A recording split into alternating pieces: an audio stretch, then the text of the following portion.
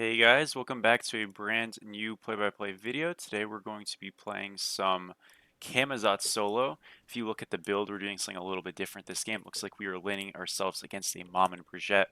Definitely don't want to not have some anti-heal into a character that's going to be building full lifesteal. Pretty cheesy matchup. Should be one though that overall we should have some success in. I didn't go Golden Shard this game. I went Horn Shard. I might regret that. I hope I don't. But we're going to see how this one goes. And as always, make sure to like, comment, and subscribe. Let me know what characters you'd like to see in the future. And yeah, this is going to be somewhat painful early just because Mamon's a weird character to go against, but definitely has some potential for us to kind of just stomp it out. So we'll do our very, very best with that. Hoping that me going this Tainted Steel, it is a little bit more power than Warrior's Axe actually. Or maybe not power, but it's more protections. So in some ways it is actually a little bit better, but I'm really hoping that it just doesn't really like mess me up because I'm not used to building it on this character. Again, should be fine though. I think for the context of this match, it is quite good. So definitely not opposed to it. We know we're against the mom and she's not level 2 yet, so of course that is our matchup. We should be here first, and yeah, we'll give this lane a go. Definitely want to kind of use my abilities on her as much as I can. She actually missed a minion just for showing up late, and I don't know exactly where she is. So I'm just going to kind of hold and wait. I really don't know what's going on. It's odd. I'm not sure like what the play is here, but she misses 2 minions. She's going to miss 3, and I'm just going to continue to hold because I really have no reason not to. So she misses 4, and we do just have like a lead. I don't know if she's AFK or something, but there is no mercy for these types of cheesy picks, that is for sure. We're going to miss the stun because we're terrible. She'll get her stun off on us, and not the stun, excuse me. We're going to miss the 2 because we're terrible. But you can see, like, if we're able to get anti-heal, and her build is quite strange. Generally speaking, you go Vamp Shroud and you want to go into a Bancross first on that character. But the idea is that if we're into a pick, you know, that has healing that they're going to want to be going, if we're able to negate that, they're absolutely doomed. We're going to just jump the stun, and that's going to be a really easy pick. Even, you know, if we didn't get to freeze off all those minions, still would have been a really difficult lane for them with such a bad build. Really, really important that you get Vamp Shroud, you go into healing, and, you know, you give yourself a chance to actually fight in the early game with that character. Because that can be really strong, and we preemptively built Tainted for it. So now when she goes lifesteal later, she's not really going to feel much stronger. She doesn't have her ability just yet, her dash, so you can definitely look to take advantage of that. And this Susano is on the same wavelength. That'll be 1 more kill, still level 2 for this Mom and Brigitte. Not really that close to 3. We want to push this next wave in. More likely than not. Actually, we can just kind of like freeze here, create some tension, let her walk up. Remember, no dash on this Mom. It should be a very, very easy pick. Or at least, you know, a very easy opportunity for us to get a lot of poke off. And yeah, we'll give it a go. So we just want to hold this wave here. Again, let her walk up, and then we'll kit dump her, and it should be a good time. She's level 3 now, so it does have that dash. Definitely a big difference in terms of how valuable she is. But still, you know, when you're behind, you are behind. So not too much fear for us. We're going to make sure we hit our 2 on her there. She's getting quite low. We do have her ultimate now. So I'm going to actually look for a dive, make sure I commit my 1. And then just with this really smooth ult, smooth second ult, or third ult hit, I guess, but second hit ult, it's going to be another kill. And it's really important that if we can get these kills, we want to do it before she actually gets the wave, because if, you know, she doesn't get the wave, then she misses it, quite simply. So always good to kind of, you know, create that bleed and expand on it, just by keeping them from farming, whether it's by killing them or whatever the case might be. We're maxing our 1 because once you do hit it, when you pick up the Screech thing, you gain physical power. In the jungle, you don't typically do this because you're not consistently hitting a target in terms of an enemy god, but we will be in this lane, so definitely just a different scenario and situation for us. Have a really nice lead being built so far. If you have watched my Mom and solo video, I did talk about how it's a very volatile pick, and it has the potential to go terribly wrong, so I don't really recommend it. And this is definitely the other side of it, where things just go bad. We're going to hold, wait for her dash, and she is just dead. push the wave now. Wait a little bit of time just to make sure that these minions don't die while she still has them afflicted, so she doesn't get any assists. Push this wave in. We are level 7. She's level 3. And this match is very, very over in this lane at the very least. And the team is doing pretty okay on the other side of things. Again, hold the wave here. And we'll just wait for her to walk up and do the exact same thing. Is it mean? Of course, but that's what these videos are about. It's not about being nice, it's about winning. Okay? And you have to do this too. This is how to win. You don't actually have to do it to this extent, but it's a little funny. You see, we do some good damage to her. She's gonna miss that. I missed as well, but we popped her shard. It's gonna be another smooth kill. We do have full wave pushing in now. She's got no way to clear it because she's dead. And this just kind of shows the combined volatility of not only having a damage rush on a mage and stuff, which already is, you know, pretty problematic oftentimes, but the bigger issue and the bigger problem of not going teleport and how problematic that can be. And you know, you can afford not to go teleport. It's not that it's the worst thing in the world not to, but there's a lot of nightmare scenarios that can occur if you don't have it on one of these picks, especially. And you're kind of just seeing it first and foremost here, front and center here. That's the more accurate thing. Ended up actually hitting our thing, which was quite good with the gank here. He's gonna die anyways. Doesn't really get much of the wave. Good gank by him. Easy pickings.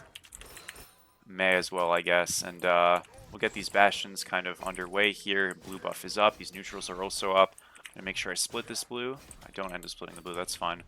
But we'll get a bastion here. Head over to these other camps and just kind of keep this like clear rotation going. We're gonna go Soul Eater next. Soul Eater's sustain, power, cooldown, really everything you want on Camazotz. Super great for the laning phase and beyond. And yeah, definitely a core item on Kama at this point. Transcendence used to be core on Camazotz, but due to a billion nerfs of the item, don't really recommend it anymore. We're gonna just kind of auto attack her here. It's a good dash. Again, this character's ultimate, or not dash, excuse me, this character's dash is so unbelievably strong that, you know, there's always potential for it to do something. We are going to be dead here, unfortunately. It's a great Ymir wall, though. Fantastic stun, too. We might actually be out. That's absurd. We are out. Wow. What a great... Oh, we're not out. Too bad. What a great Ymir wall, though. That was really well done. Too bad I used my ability. He's going to die for it, so it's not, like, bad or anything, but that was shockingly, shockingly good. Well done by him. We'll go into Soul Eater here and continue on. We did commit a little bit too much just from missing. Again, Mama's playing it smart where she's basically holding her dash for us to use our 1, and because we're maxing our 1, that's a pretty big trade, and it does go to show like how crazy that character is that she can almost still kind of fight us.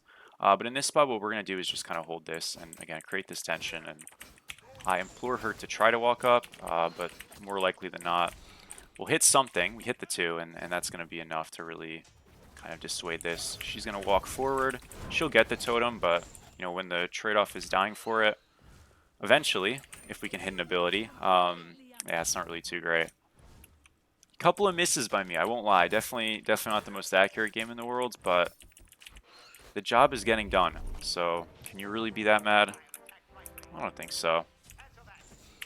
We'll get this camp here. I want to back for Soul Eater. Generally speaking, when you're not this far ahead, going Soul Eater in this spot is something that you kind of have to pump your brakes for a little bit because you are losing a significant amount of like a power spike as opposed to most items. 30 power, a little bit of a lifesteal and penetration, but it's not as strong as like a Jotun's Wrath would be. It's obviously not going to be as strong as a defense item would be that you might be against. So just important to be mindful that, hey, if you are going a Soul Eater, you know, you really have to let it get stacked, see that value then to have the impact. I'm okay with not like running over to push the wave. I just want to make sure I get this blue 1000%. Sometimes people will go blue to blue, especially when they're so behind, just to be evasive. It's not the stupidest play in the world, so I just want to, again, make sure I cover that base. And when the wave is pushed up, he's pushed up. And when he's pushed up, it is easy stuff. We just immune at the dash. And It's going to be a super simple kill. Susano came over just for fun. I don't hate that. And yeah, we got some Soul Eater stacks. Again, we have to get to 100 for us to be at the stacked amount. That's really when this item's going to take off. But for the time being, yeah, I guess we are a little weaker maybe than we will be. After Soul Eater, we can just go into a Serrated Edge for penetration, power, movement speed, kind of the whole deck of everything that you want. Really good buy. One thing I have to be careful for is they do have an Athena. Obviously, Nem has shown she's not afraid to gank. Being that far pushed up when we have a really big lead is kind of scary. Just because, again, I'm kind of like the president. I need to protect here. 2,400 up. You have to be mindful that this game is actually not completely over. Now, they might surrender it because they're tilted, but down 5k is really, really bad. But when half of it's on me, you know, it's one shutdown to kind of put yourself back in the game. And I already had a kind of silly death. At least I had equitable, like, you know, trade-offs in return. But it's something that you just have to be careful for. And especially since, you know, Mamon's a character that can still contribute on the damage side of things where, you know, maybe a other character that's that far behind, say, like, I don't know, a Hades or something, really couldn't. So we just have to keep our range here, get our poke off. We missed our one. That's fine, though. Can jump in here now. I do have my ultimate. She immunes the 2, but we can just kind of ult after her and should be super, super smooth sailing with another hit. Again, making sure we just... And again, like, I have to be, like, honest. It's not that hard to trade against someone who's 0-10 now, alright? And when you're up this much. However, the idea is that even if they're even or something, you want to make it so that the trades you're doing are like the best ones you can. And what that really comes down to is just playing your range. Mammon doesn't have the range that we have. So if we're able to create that separation, we're never like within a realm to like lose a fight. Now, we can misplay very severely at this kind of a lead and still win a fight, without a doubt. And I'll kind of show you. What we just did there is probably not what you want to do into a Mammon, realistically. We just jumped in. That's a little bit sketchy. We'll just hold our 2 here, go for it, and he's just dead. But that idea of like, hey, I can kind of play my range, and then when I have enough of a health advantage, play aggressive, is like the general idea on Camazotz in general, because they're just so difficult to get to with, you know, being untargetable in your ult, having immunity frames in your jump, that kind of stuff. Really just utilizing that range and then kind of swooping in when it's already kind of a foregone conclusion is really the best way to kind of maneuver these lanes, whether you're against a warrior, a Mammon, anything that it might be. But especially in a matchup where he doesn't have a range and I do. You know, that's really when it gets highlighted.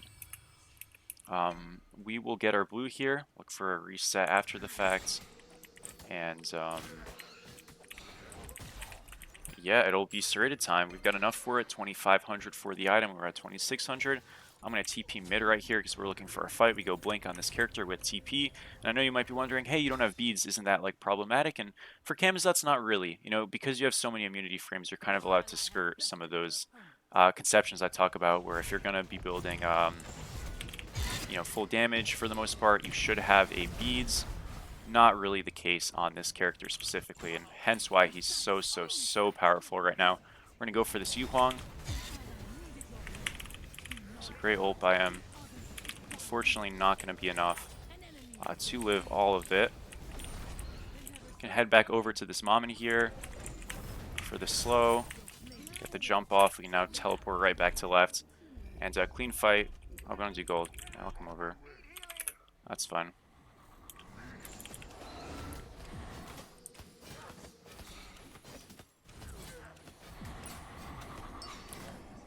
That was a good call. I honestly thought we did gold already.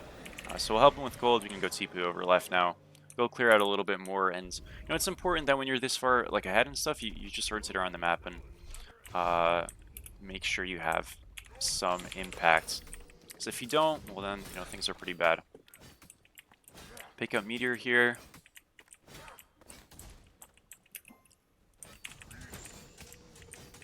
His blue's coming up. This isn't actually a great blue invade for me, just because, again, I really don't actually have, like, my ultimate up. So, let's look at, like, the map. Gold Fury's down, their red's coming up, their blue's coming up. Where is their jungler going to be? And where's their support going to be? And where's their mid going to be? All within striking distance of helping. Now, support's on right for the time being, but she has Athena ult. My ult is up now, and actually Nem is over there. That's odd. I'm surprised. We made the right call. more likely than not, their jungler should be on this side of the map. She wasn't. So, you know, I missed out on a blue buff invade, but, like, it shouldn't have happened. You know what I mean? So, and yeah, sometimes those twos and stuff can kind of clip these little corners of the wall. So we tried it, did connect, and, yeah, good stuff for us. Or no, excuse me, sorry, that's us cheating. That's the thing.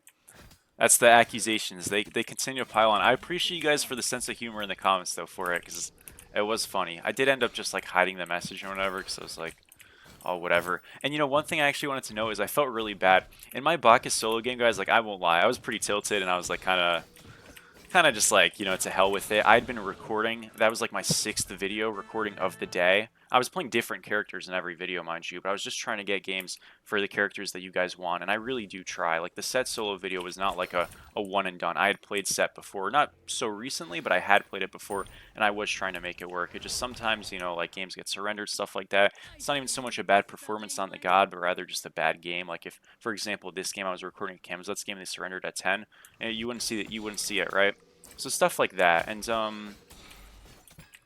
I don't know. It was just super frustrating. So I was like a little, like, you know, I was a little annoyed, and I was getting super camps. Like, that was so weird how they were playing. You know what I mean? So it was just like a whole composite thing of everything, right? Anyways, with that game, somebody commented something along the lines of like, "Hey, you know, that's like a pretty common gank, blah blah blah." Which, like, I know, you know, obviously I get that. But I guess he thought like he was coming off as like condescending, when truthfully, like, I would have just replied, dude, and I was going to, mind you, I was gonna reply like, yeah, I was just inting, for sure. I appreciate the insight though, right? Because even though I know it, like, I appreciate when people try to, like, you know, share stuff, because I think that's just fun, right? And that's cool. I love talking with you know, people, especially who are in this silly little comment box, right? So it was cool, and then I went to go reply to it, and then he deleted it, and I just felt bad. I was like, damn. I didn't reply. He probably thought he was coming off like the wrong way and blah blah blah. Maybe not. Maybe he just deleted it because he's like, nah, this guy's stupid. I'm done with it. But I don't know. I do not know. We'll come over right now, and our boy is getting jumped, but we got some help for him. Get the slow. We got that serrated power, and it is just an easy pick. The ADC probably reset already, so I'm not too worried about that. Hit the 2 off. Kernabog TP's in. He's going to be able to get the dash away, but for how long? You know? For how long is just the question. That one's in the wall. Destroyed. Let's do it. Good job, team.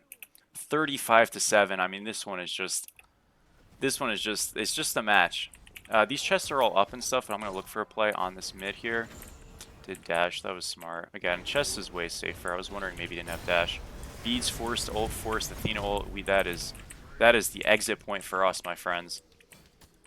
Really important there that if I'm looking for some kind of, like, especially questionable aggressive play, we're not jumping. Because if we're jumping, then, like, our whole, assuming our ult's down, of course, if we're jumping, then our whole, like, opportunity to get out is completely gone. So I want to make sure I'm keeping my jump up in spots like that. So there's no counter play and anything. Athena dashes forward, I just jump the taunt.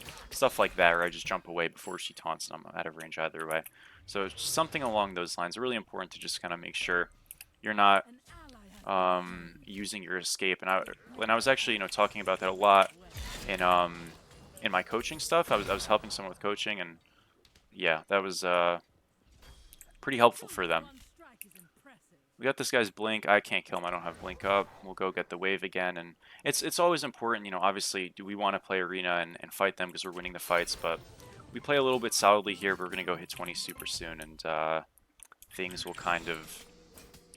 It's another thing I gotta stop saying kinda. I remember. Things will turn out pretty well for us. Getting our starter is going to be going Tainted Breastplate most likely this game. It reduces more healing, quite frankly, so tends to be the one you go.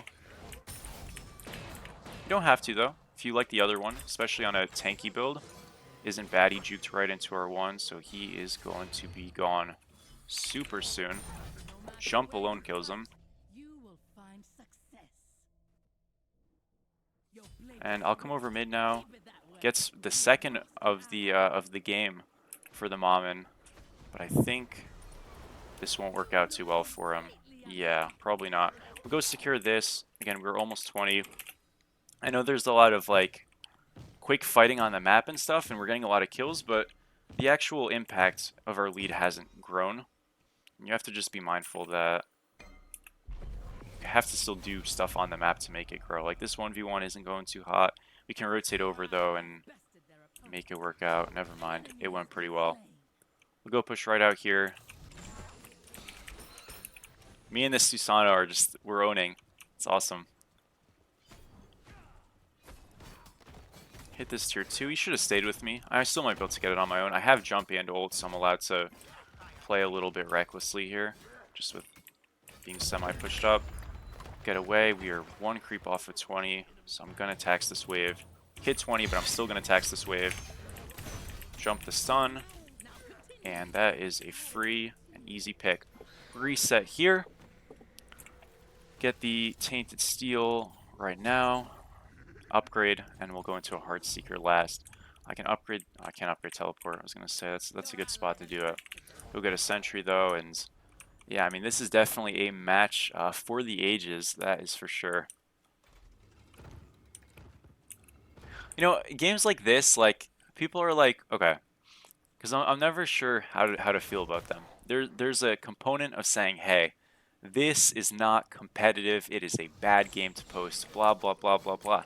But if it's not competitive because like you had a direct hand in it, does that make it better? Because me personally, seeing someone with 17 deaths is hilarious. You know what I mean? That's a good video to me. Maybe that's not the most fair thing, but I don't know. It's my channel. I can post it, and if nobody watches it, then I'll know not to post stuff like this in the future. This doesn't happen often. This is like really severe. But I hope at the very least it does go to showcase.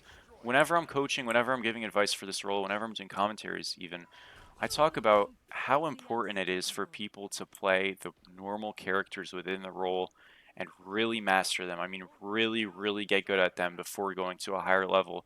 And not to a higher level, going to like a weirder level of picks. Because when you start to play against people who are good, they just quite frankly don't work. Like Fino K's on their team, for example, perfect thing. Fino does like a Z to A series, which if you guys would like me to do an A to Z series, I don't want to steal his whole flow, obviously, but Fino was like the Smite YouTuber I watched when I did watch Smite YouTubers more so a couple years back.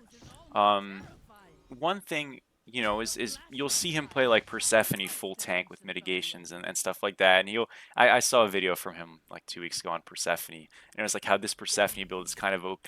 Listen, that build is not OP. However, he's very good and he can make it work because he's better than people and blah blah blah. And obviously, like that's pretty understood. We are dead here. Too bad. I'll get the kill maybe. Oh, we got help. Come on, Susano. Good job, buddy. I'm dead as hell though. That's all right. The point is though is that, you know, he'll make that stuff work because obviously he's a pro player, like who's one of like the 4 best solos when he played professionally and all that stuff. We get that. The thing is though is I think that inspires a lot of people, and by all means have fun when you play, but if you're just looking at the lens of getting better, I really do recommend make your pool small, play 3 to 4 characters that are good picks in the meta. I understand the meta will shift, but if you just need a quick 4 right now, Mulan, Cuckoo, Cthulhu, Chalk, just take those 4 and book it and just play those. They're easy picks, they're strong picks, and even if they get nerfed in the soon patches, I don't think all 4 of them will get nerfed. Maybe 1, 2, or 3 will get nerfed. I don't know, but they'll still be playable, and that's the point. They're easy, strong, high-pressure picks, can dive, can play a little bit more backline if you want them to. There's a level of dynamic stuff between all of those, and most importantly, you'll have consistent results, because if you're really trying to like improve in a role and you play Mom and solo one game, you play Tiamat solo the next game, then you play Kukulkan, then you play Osiris, then you play Thor, I mean, you have 5 games of very different playstyles, very different scenarios, and quite frankly, 5 games of wasted practice. So I really do just say, stick to the basics, stick to the stuff you're consistent and good with, because when you're not, this happens. And, you know, I hope at the very least that's instructive to some extent, because believe me, I get it. We're going to jump the Holy Spirit right there. Do get the auto 2 off on the Yuhuang. They're hard committing for this fire. The best play here is actually not to even do the fire and just take the fight. Now we kind of like 50-50 did both. Not a good idea. Nonetheless, it doesn't really matter because they've committed so deep. But yeah, it is the better Smite play specifically, just to not even bother 50-50ing that. We jump the taunt, and that is going to be a pretty concluded game. Can we get the first Quadra? Or no, second Quadra. The last time I got a Quadra was on Camazotz. We'll get the second one.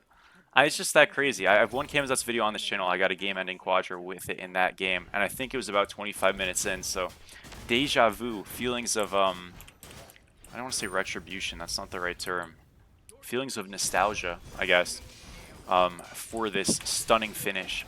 22-11. Let's see if we can make it one more. Jump the ability. We definitely can make it one more. Delayed pentakill. 21-11. 5-20 opposition. This isn't just like him trolling, by the way. I don't think. I think he just had a rough go of it. It happens. It was a fun match, though. Agree with PC parts on that. And we'll take a quick look at the stats, segue ourselves out. Was fun. I wanted to get a Camazotz game in. I was thinking about initially playing Susano in this match, but I think the jungler was like hovering Susano as like a pick he wanted to play. So I said, you know what? We'll do this, but a Susano solo game will at some point come in. May have believed someone has done something worth reporting. You know, he was playing serious. Listen. I'm the first one to defend. I can tell when someone's trolling and playing serious. He stank it up. Don't get me wrong, but you know, there's a difference, and that lane is completely dead in the water if you get behind. There is nothing you can do. Now, granted, I wouldn't have won 5-20 there, but you get the idea. Thank you guys, as always, for watching. I really do appreciate it. Make sure, as always, to like, comment, and subscribe. We're about to be back in GM. I had a little bit of a lost streak slip, but we have started to come back to it, so I really do appreciate it. I will see you guys sometime soon. Peace.